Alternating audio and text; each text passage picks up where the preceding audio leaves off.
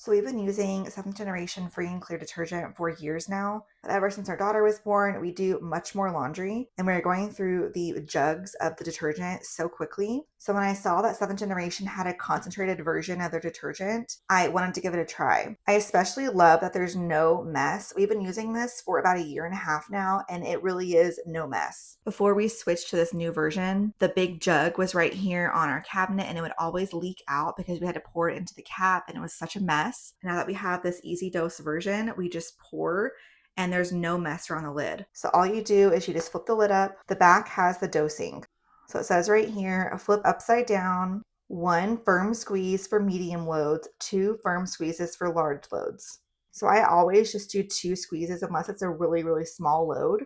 But it says right here, 1 squeeze is 1 load. All of our loads of laundry are larger loads, so I always just do 2 squeezes. So you just pop the cap, flip, 1 squeeze, and then it stops automatically.